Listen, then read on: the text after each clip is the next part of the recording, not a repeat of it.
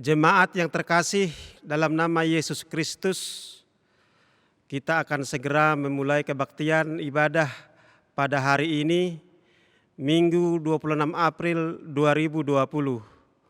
Untuk itu, marilah kita mempersiapkan hati dan pikiran kita. Sejenak kita berdoa di dalam hati.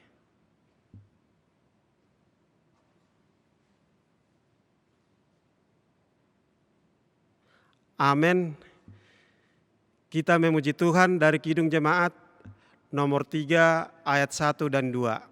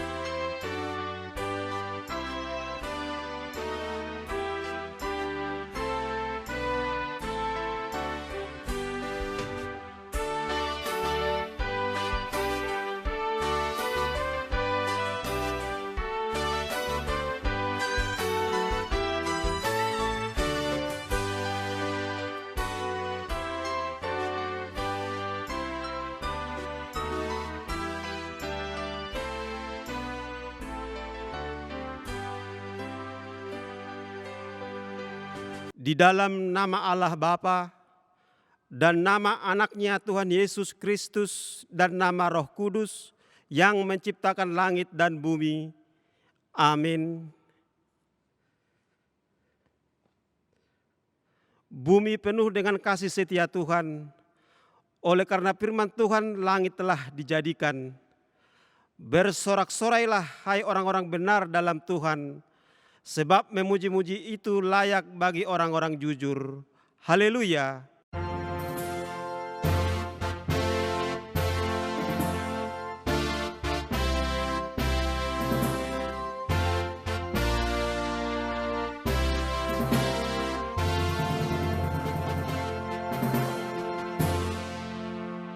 Marilah kita berdoa. Ya Tuhan Yesus Kristus, Tuhan kami mengucapkan terima kasih kepadamu karena Engkau telah menaklukkan dosa dan maut oleh karena kematian-Mu. Engkau telah menyinari kuburan kami, supaya kami berpengharapan yang hidup karena kebangkitan-Mu. Kami tidak takut lagi akan maut, karena Engkaulah pemimpin kami, dan kami adalah umat-Mu. Engkau telah memindahkan kami dari kegelapan kepada terang, dari maut kepada hidup. Oleh sebab itu, berilah kekuatan bagi kami memuji Engkau di dalam iman, hingga kemudian kami berada di sisi-Mu. Amin.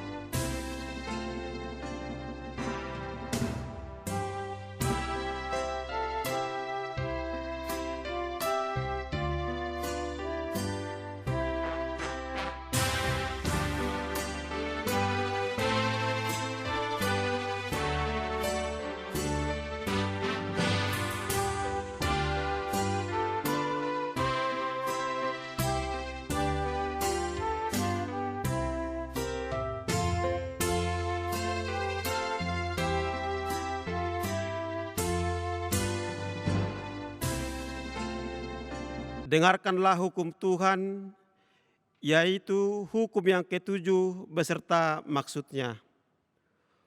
Hukum yang ketujuh, jangan berzina. Maksudnya adalah kita harus takut serta kasih kepada Allah.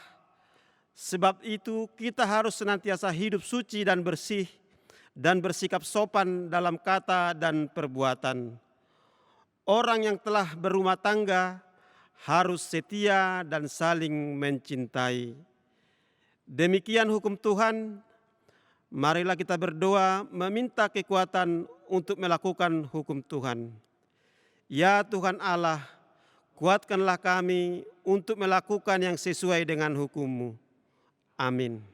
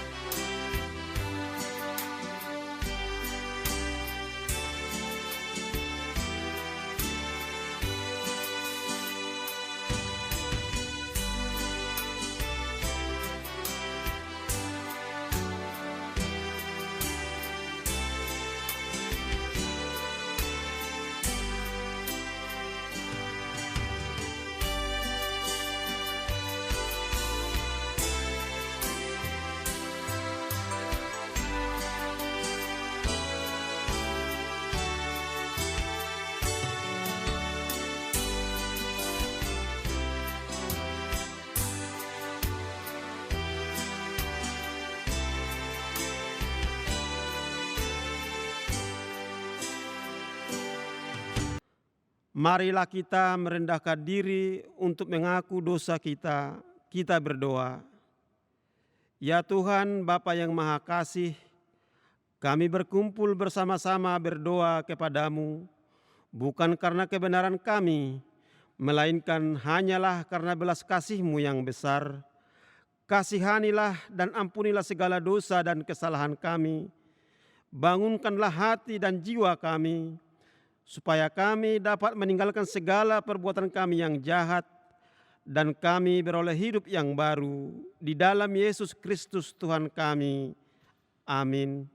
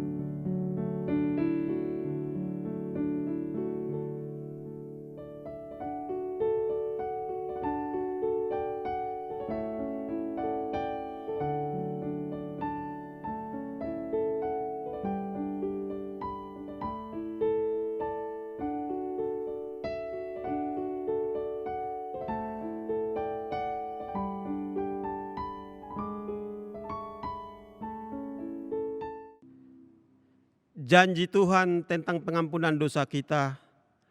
Demikianlah firman Tuhan. Aku telah menghapus segala dosa pemberontakanmu, seperti kabut diterbangkan angin, dan segala dosamu seperti awan yang tertiup. Kembalilah kepadaku, sebab aku telah menebus engkau. Kemuliaan bagi Allah di tempat yang maha tinggi. Amin.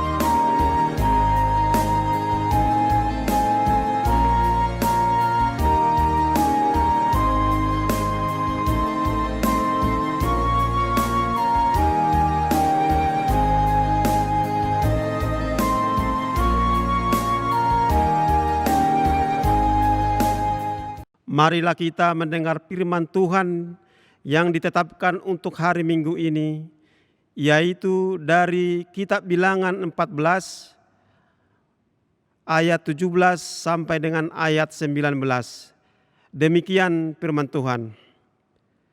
Jadi sekarang biarlah kiranya Tuhan itu nyata kebesarannya seperti yang kau firmankan. Tuhan itu berpanjangan sabar dan kasih setianya berlimpah-limpah. Ia mengampuni kesalahan dan pelanggaran, tetapi sekali-kali tidak membebaskan orang yang bersalah dari hukuman. Bahkan ia membalaskan kesalahan bapa kepada anak-anaknya, kepada keturunan yang ketiga dan keempat.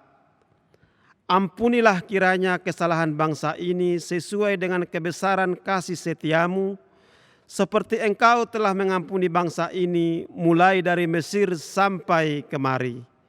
Demikian firman Tuhan. Berbahagialah orang yang mendengar firman Allah serta memeliharanya.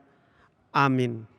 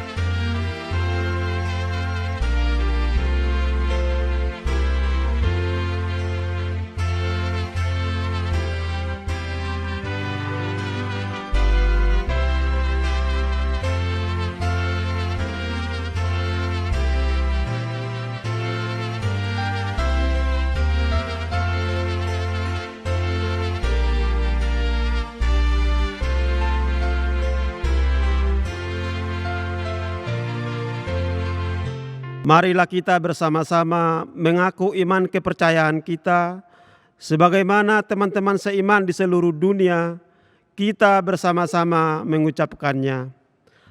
Aku percaya kepada Allah, Bapa yang Maha Kuasa, Khalik langit dan bumi.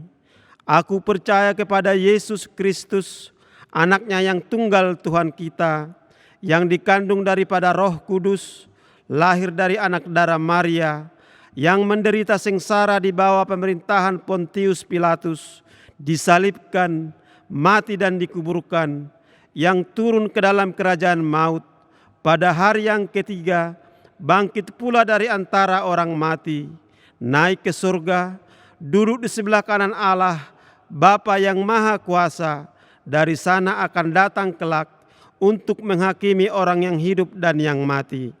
Aku percaya kepada Roh Kudus, dan adanya suatu gereja yang kudus dan am, persekutuan orang kudus, pengampunan dosa, kebangkitan daging dan hidup yang kekal. Amin. 2020. Bagian yang pertama, bagian umum. 1. Nama minggu kita hari ini adalah Minggu Misericordias Domini. Bumi ini penuh dengan kasih setia Allah. 2.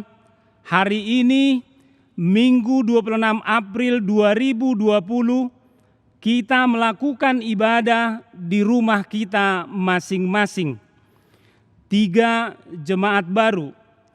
Terhitung hari ini Minggu 26 April 2020 gereja kita menerima jemaat baru keluarga pemilu Barutu, Ibu Yunita Hasugian, datang dari HKBP Resort Parlilitan, alamat di Gang Daman 3, Gempol, Bambu Apus atau Wik 6.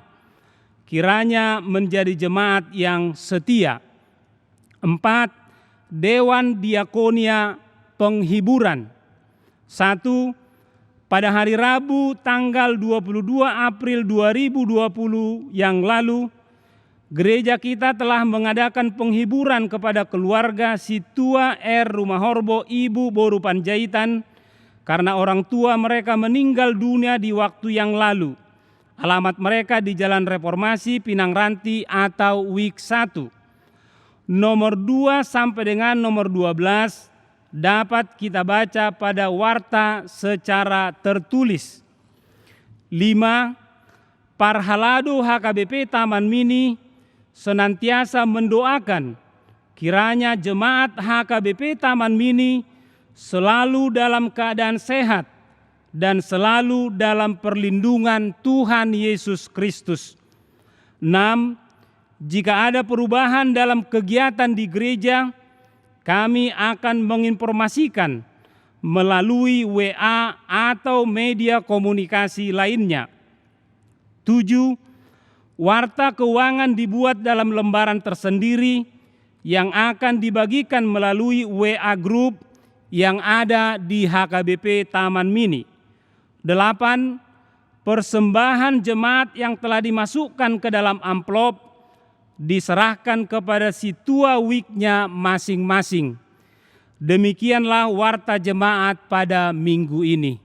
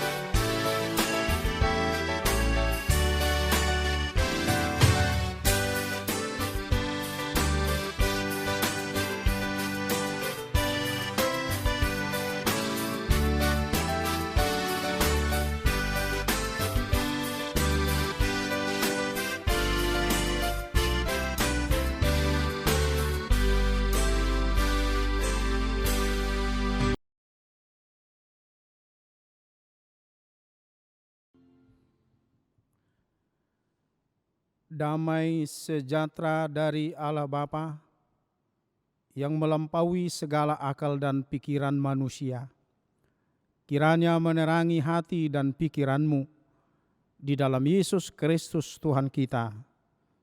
Amin. Jemaat yang dikasihi Tuhan, nas khotbah untuk kita hari ini, Minggu Misericordias Domini, tanggal 26 April 2020, diambil dari surat Rasul Paulus kepada jemaat di Roma, pasal 3, mulai dari ayat yang pertama sampai ayat yang ke-8. Saya akan membacakannya. Kelebihan orang Yahudi dan kesetiaan Allah. Jika demikian, apakah kelebihan orang Yahudi dan apakah gunanya sunat? Banyak sekali, dan di dalam segala hal. Pertama-tama, sebab kepada merekalah dipercayakan firman Allah. Jadi bagaimana jika di antara mereka ada yang tidak setia? Dapatkah ketidaksetiaan itu membatalkan kesetiaan Allah? Sekali-kali tidak.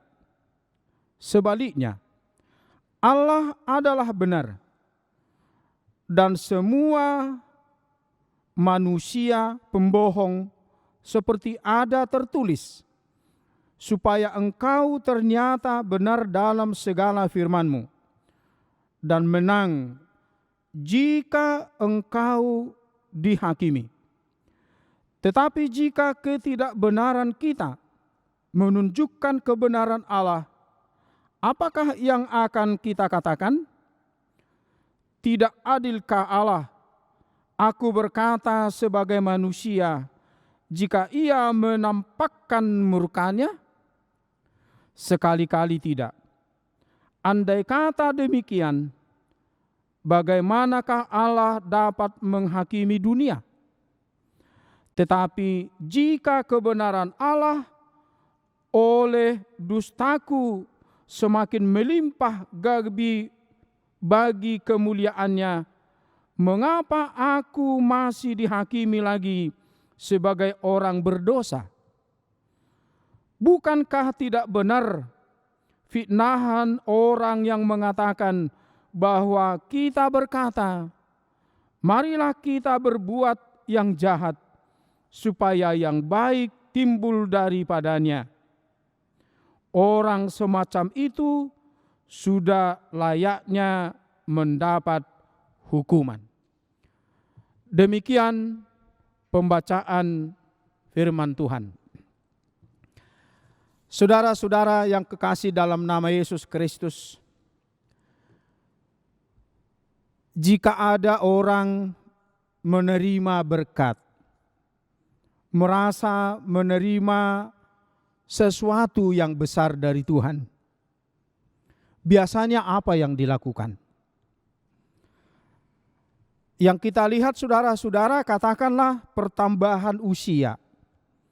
Dilakukanlah acara syukuran ulang tahun. Atau misalnya selesai bangun rumah baru, maka untuk memasuki dibuatlah acara syukuran. Dan bermacam-macam. Termasuk saudara kita kalau naik pangkat, naik jabatan, usaha sudah sukses, adalah lumrah jika dilakukan acara syukuran, mengundang teman, mengundang kerabat, dan orang-orang lain yang dikasihi untuk maksud mensyukuri apa yang dirasakan menjadi berkat Tuhan. Saudara-saudara yang kekasih dalam nama Yesus Kristus, apakah kegiatan seperti itu cukup berhenti hanya pada acara syukuran? Apakah apa yang kita lakukan berhenti pada acara atau ritual itu? Mengundang orang makan, kemudian ada di sana hiburan, dan memang orang bersuka cita pada saat itu. Nah, saudara-saudara, adalah sangat baik kalau kita baca kitab Pengkhotbah tentang hal ini. Pengkhotbah 5 ayat 10 saya bacakan. Dengan bertambahnya harta, bertambah pula orang-orang yang menghabiskannya. Dan apakah keuntungan pemiliknya selain daripada melihatnya? Saudara-saudara, ayat ini bukan bersifat cerita. Bukan hanya mau menceritakan. Tetapi sebenarnya ayat ini berisi perintah. Di dalam ayat ini ada pesan yang harus dilakukan. Bahwa jika kita mendapat berkat, jika kita mendapat sesuatu yang lebih dari yang lain, berupa harta misalnya, materi, atau uang, atau mungkin jabatan, naik pangkat, kita harus menyadari bahwa di situ ada tugas dan tanggung jawab untuk membaginya kepada orang lain. Entah itu dalam lingkungan famili atau keluarga, entah itu tetangga kita atau kerabat yang lain atau siapapun yang membutuhkan. Jadi dari berkat-berkat yang kita terima, mestinya di situ ada misi yang mesti kita lakukan, yaitu menolong orang lain. Saudara-saudara, demikian jugalah sebenarnya yang mau disuarakan oleh Rasul Paulus melalui khotbah hari ini. Dia dalam nas khotbah ini mempersoalkan bagaimana orang Yahudi memperlakukan firman Tuhan yang mereka terima. Dan memang pada saat itu orang Yahudi di Roma yang sudah menjadi Kristen menganggap orang Kristen yang berasal dari non-Yahudi belum sepenuhnya menjadi pengikut Tuhan karena belum mengikuti apa yang disebut dengan Judaisme atau keyahudian. Nah, kita tahu saudara-saudara, kepada mereka ini, kepada orang Yahudi, Tuhan mempercayakan kepada mereka hukum Taurat. Kita tahu itu saudara-saudara dalam sejarah perjalanan bangsa Israel keluar dari Mesir. Kita baca dalam Keluaran pasal 20. Tuhan memberikan hukum Taurat kepada Musa agar melalui mereka bangsa-bangsa di dunia ini mengenal dan percaya kepada Tuhan. Itu sebetulnya. Tetapi mereka tidak melakukannya. Mereka tidak memenuhi itu. Padahal kalau diingat, kita balik ke belakang melihat sejarah Israel itu. Janji berkat Tuhan kepada bangsa itu melalui Abraham juga berisi tugas. Sebagaimana tertulis dalam Kejadian 12 ayat 3. Kejadian 12 ayat 3, inilah berkat kepada bangsa Israel melalui Abraham. Tapi dalam berkat itu ada tugas. Saya akan baca. Aku akan memberkati orang-orang yang memberkati engkau, dan mengutuk orang-orang yang mengutuk engkau. Dan mari kita perhatikan kalimat yang terakhir ini. Olehmu semua kaum di muka bumi akan mendapat berkat. Dan olehmu semua kaum di muka bumi akan mendapat berkat. Inilah bentuk perintah. Jika Tuhan memilih mereka menjadi umatnya, jika Tuhan memilih keturunan Abraham menjadi umatnya, supaya melalui mereka seluruh dunia mendapat berkat. Saudara-saudara, pemilihan Allah atas bangsa Israel justru mereka artikan sebagai kelebihan mereka, sebagai sesuatu yang membuat mereka merasa lebih hebat dari suku-suku yang lain, yang justru mereka membuat jatuh kepada eksklusivisme, merasa eksklusif, merasa lebih hebat dari yang lain, dan merasa suku-suku bangsa yang lain punya derajat yang lebih rendah.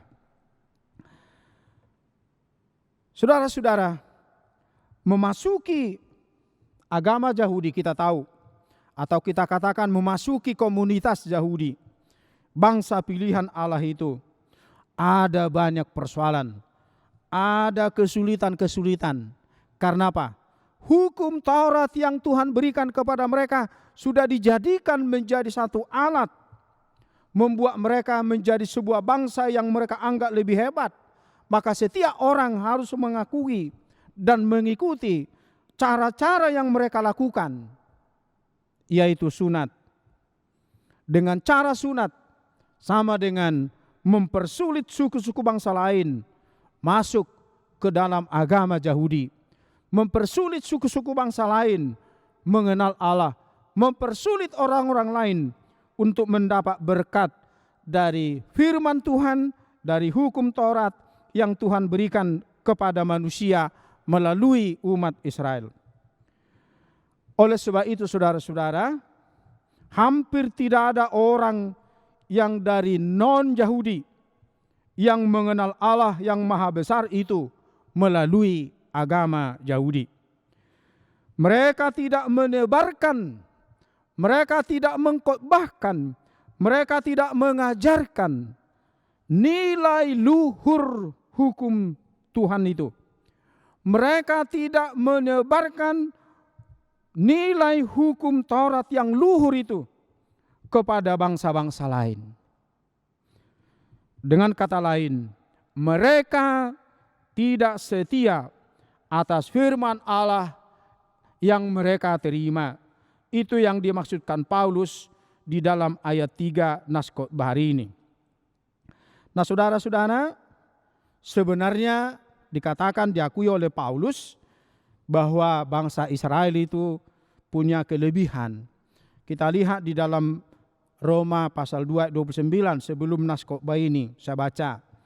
Roma 2 ayat 29, tetapi orang Yahudi sejati ialah tidak tampak keyahudiannya, dan sunat ialah sunat di dalam hati, secara rohani, bukan secara hurufiah.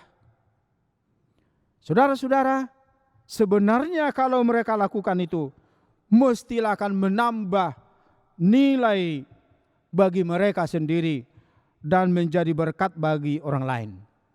Saudara yang kekasih dalam nama Yesus Kristus, kekristenan juga mestinya seperti itu. Kekristenan mestinya tidaklah sekedar nampak dari hal-hal yang luar, tidaklah sekedar nampak dari hal-hal yang jasmani, tetapi mesti nampak dari nilai-nilai yang dari perilaku kita sehari-hari. Saudara-saudara, Allah adalah Allah yang setia. Apa yang telah Dia janjikan pasti terlaksana. Itu maksudnya Allah yang setia. Kita lihat, sekalipun bangsa Yahudi tidak setia akan janji Allah kepada mereka, tetapi Allah tetap setia akan janjinya yang mengatakan bahwa olehmu semua kaum di muka bumi akan mendapat berkat. Nah, kita akan lihat saudara, kalau ini dulunya dipahami sebagai tugas bagi umat Yahudi, tetapi karena tidak dilaksanakan, padahal Tuhan telah menjanjikan melalui nas ini, justru akan dilaksanakan, akan nampak yang mengatakan olehmu semua kaum di muka bumi akan mendapat berkat. Bagaimana ini bisa terjadi, saudara-saudara? Nah, baiklah kita akan melihat peristiwa tentang Yesus terjadi di lingkungan bangsa Yahudi. Kita jangan lupa. Jadi Tuhan mau melakukan atau menggenapi janjinya melalui umat Israel. Itu tetap berjalan sekalipun umat itu tidak melakukan apa yang Tuhan perintahkan. Yesus lahir, dilahirkan oleh perempuan Yahudi, yaitu Maria.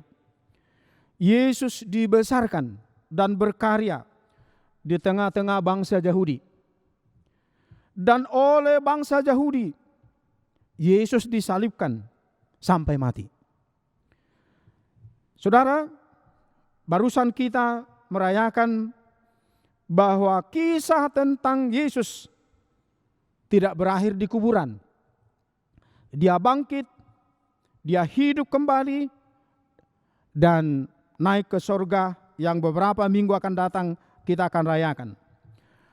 Orang-orang Yahudi yang menyaksikan peristiwa kebangkitan dan kenaikan Yesus ke surga adalah juga menjadi saksi yang pertama ke seluruh dunia, walaupun bukan secara mayoritas. Karena sebelum Yesus naik ke sorga, Dia telah berpesan, pergilah ke seluruh dunia, beritakanlah Injil kepada segala makhluk. Saudara-saudara, kebaikan atau keburukan bangsa Yahudi, kita lihat di sini, dipakai oleh Tuhan untuk menggenapi janjinya. Olehmu supaya semua umat manusia mengenal Allah, mendapat berkat. Karena hal itu tidak dilakukan bangsa Israel, tapi Tuhan yang melakukan sendiri. Saudara-saudara dalam nama Yesus Kristus, minggu kita hari ini menyuarakan Misericordias Domini. Bumi penuh dengan kasih setia Tuhan. Berita kebangkitan Yesus sudah menjadi milik dunia saat ini. Maka benarlah doa Yesus yang mengatakan, Aku bersyukur kepadamu Bapa, Tuhan langit dan bumi, karena semua itu Engkau sembunyikan bagi orang bijak dan orang pandai, tetapi Engkau nyatakan kepada orang kecil. Ya Bapa, itulah yang berkenan kepadamu. Itu doa Tuhan Yesus yang dicatat oleh Lukas dalam Lukas 10 ayat 12, dicatat oleh Matius juga dalam Matius 11 ayat 25. Bahwa Tuhan menggenapi janjinya dengan cara menyembunyikan Injil itu dari orang-orang pintar di kalangan orang Yahudi, supaya Injil itu sampai ke seluruh dunia. Berita kehidupan, kematian dan kebangkitan Yesus disembunyikan Allah bagi orang-orang bijak dan orang-orang pandai dari kalangan orang Yahudi, sehingga berita itu tidak bisa mereka genggam. Firman atau Injil kerajaan Allah dalam Yesus Kristus itu mereka tidak bisa genggam sebagaimana mereka memperlakukan hukum Taurat. Tetapi sudah bermiliar manusia di dunia mendapat sukacita dari berita kebangkitan Yesus itu. Dari berita tentang Yesus itu, manusia mendapat hidup baru. Karena berbagai-bagai mukjizat, berbagai-bagai khotbah, berbagai-bagai pengajaran yang dilakukan oleh Yesus. Berita kematian dan kebangkitan Yesus menjadi penyemangat bagi orang-orang yang berputus asa, dan menjadi kesembuhan bagi orang-orang sakit, dan juga menjadi penghiburan bagi orang-orang yang berduka, menjadi pegangan bagi orang-orang yang berada dalam ancaman bahaya seperti saat ini, yaitu virus corona. Yesus adalah pegangan kita apapun yang terjadi. Menjadi pengharapan orang-orang yang khawatir, bahkan menjadi tempat roh kita dan nyawa kita bagi orang-orang dan bagi kita semua yang kelak menghembuskan napas terakhir, ada berada di tangan Tuhan. Saudara-saudara, kasih setia Allah kepada kita tidak bisa ditunda, tidak bisa dihalangi atau dicegah oleh siapapun.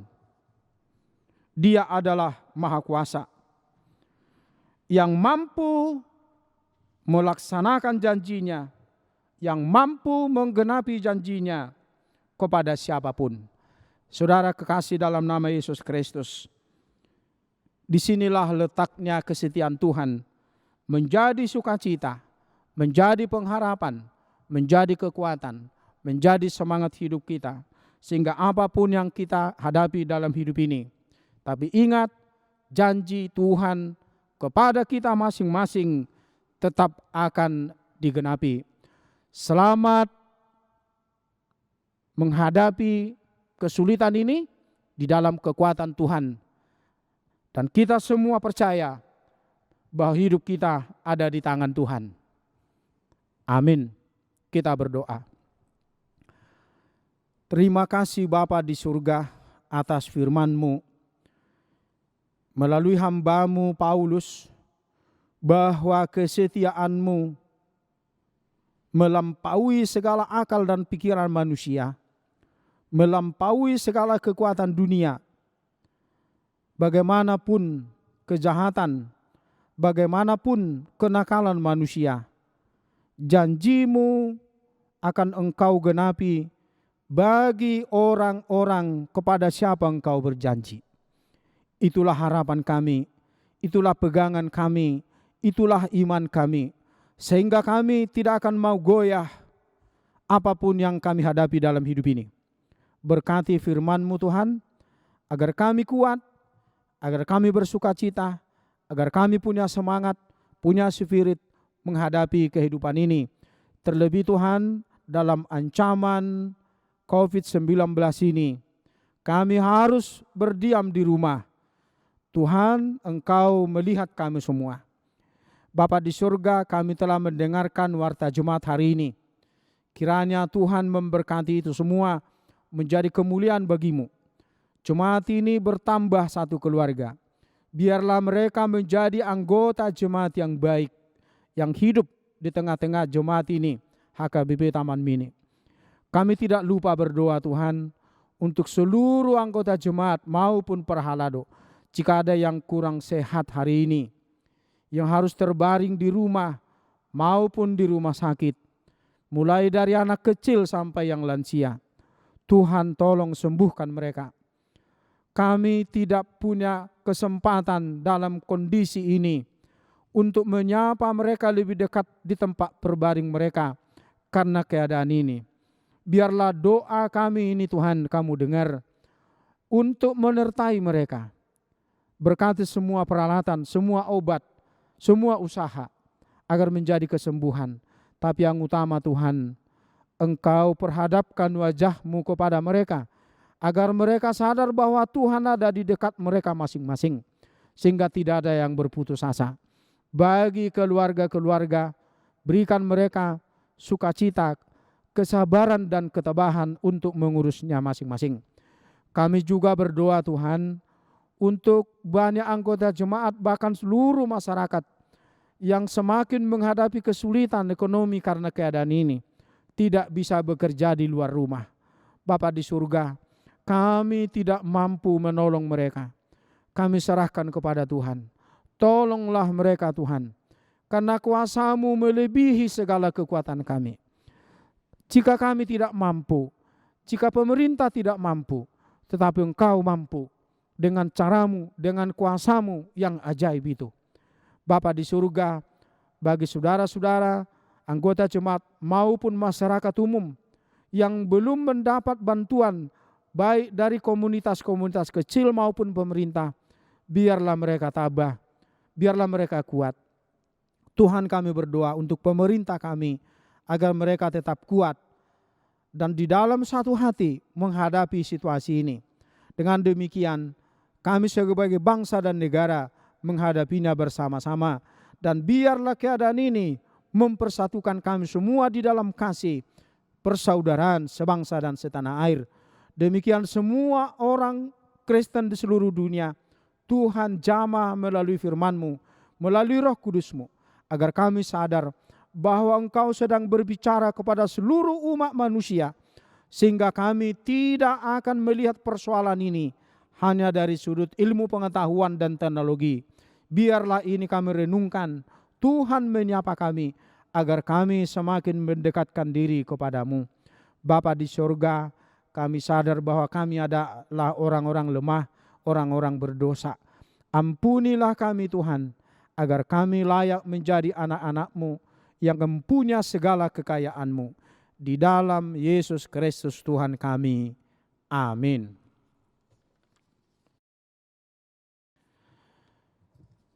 Kita menyanyi dan mengumpulkan persembahan.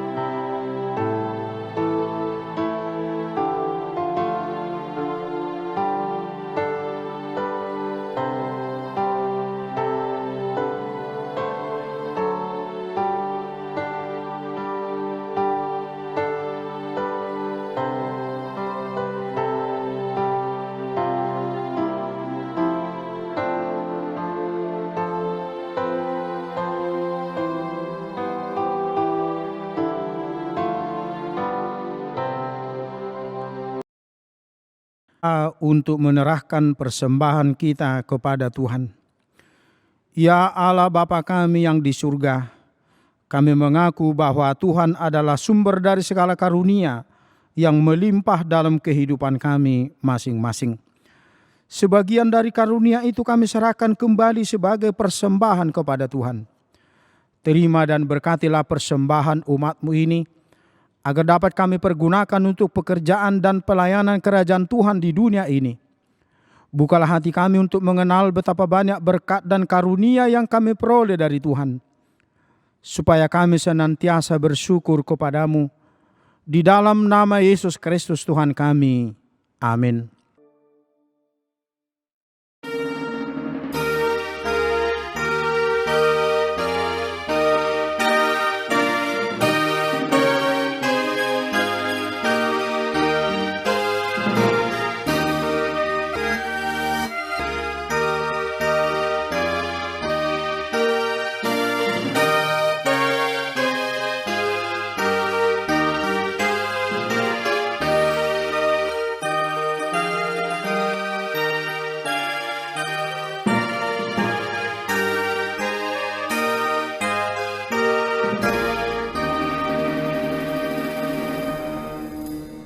Bapa kami yang di surga, dikuduskanlah nama-Mu. Datanglah kerajaan-Mu. Jadilah kehendak-Mu di bumi seperti di surga. Berikanlah kami pada hari ini makanan kami yang secukupnya. Dan ampunilah kami akan kesalahan kami, seperti kami juga telah mengampuni orang yang bersalah kepada kami. Dan janganlah membawa kami ke dalam pencobaan, tetapi lepaskanlah kami dari yang jahat.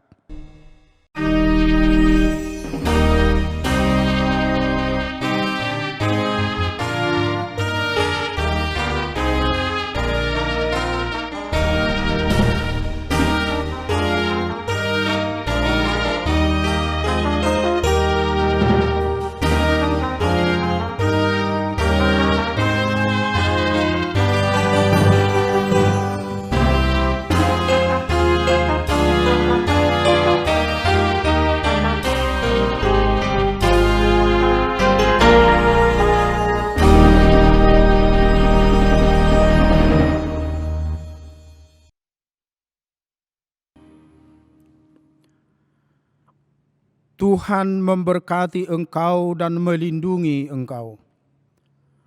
Tuhan menyinari engkau dengan wajah-Nya dan memberi engkau kasih karunia. Tuhan menghadapkan wajah-Nya kepadamu dan memberi engkau damai sejahtera.